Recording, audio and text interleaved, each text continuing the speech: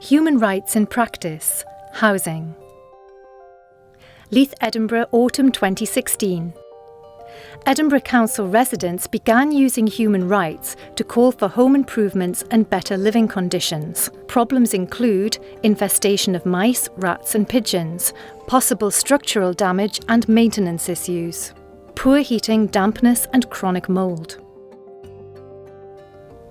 Heather. This is my neighbour's bedroom. It's got worse since I last seen it. You tend to just think that that's the way you live. That's what you're entitled to. Billy. It's all mould.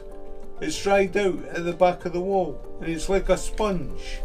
At one time when I moved in here in 1999, I wanted to buy this house. But now I wouldn't give it away to anybody. But human rights law states that everyone has the right to an adequate standard of living, including adequate housing. Chloe True. It's about people being able to say, actually I've got a right to adequate housing. I can make a demand on my landlord, in this case the council, to sort of fulfil those conditions. Margaret. I've got high blood pressure, I've got kidney trouble, I've got liver trouble. Oh, since I've come here. Now, I never had a I wouldn't take a tablet till I come here. Using a human rights-based approach, residents presented evidence to the council. It's just gave us the power to ask questions. It's not about attack. It's about communication. It's about listening. Claire McGillivray. Taking a human rights-based approach is much more about the residents taking control. They've learned about the human rights indicators, they've learned about monitoring, they've learned about participatory action research and how to carry that out.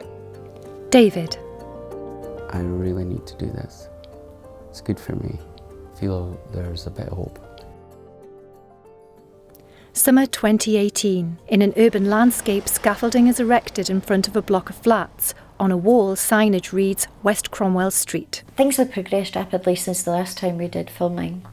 Previously, there had been so many empty promises, and we had to explain to the council that taking a human rights-based approach is about participation on an equal level. Following reports from residents using human rights indicators, the council made a multi-million-pound investment to improve the properties. So one of the really important things about this project was that people get to name the change that they want to see in their community, so they get to look at what they think are the main issues with their housing. So the residents looked at 4 indicators, which were on heating, on dampness, about the maintenance response of the council, and also about the way that the council was billing homeowners. And then they packaged that stuff up into a report and basically used that information to drive change based on human rights. Once they knew we were getting on with each other, I mean, we weren't barking at them or anything like that, then it went from distrust to actually I quite like them. 2 blocks of flats with scaffolding around the base. In a meeting, residents talk with Chloe True from the Scottish Human Rights Commission. Plan of Works meeting March 2017. They got to see their kitchens, they got to pick their kitchens, they got to design them, and it made people feel like they were human beings. Mark. It has helped improve my mental health. It felt like it was actually personal to myself what they were actually doing, and so actual wants and needs were taken into consideration. Justine Brad. They've all had a new kitchen and bathroom, new windows fitted, the dampness problems are being addressed, and they're getting a new roof on their building. And I think, you know, just the confidence that's grown in tenants using the approach to say, we're not happy with the services and we want you to do something about it. Adam McVeigh. We get caught up in our own services and our own budgets, and sometimes we forget about the people who are at the centre of them. So it is really helpful for all our services, whether they're housing or anything else in the council, to think about those from the perspective of the person who's engaging with it, and a human rights approach gives us that perspective that should be ingrained not just in housing services but across the council. Judith Robertson. This project has been all about raising awareness of housing as a human right for people living in communities like this, and for the public authorities that are working to support them and deliver services. We've seen some real improvements here, and that's been really positive.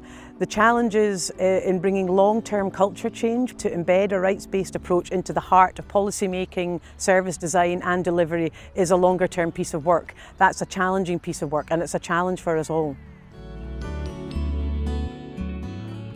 with thanks to all the people and organisations who made this project happen.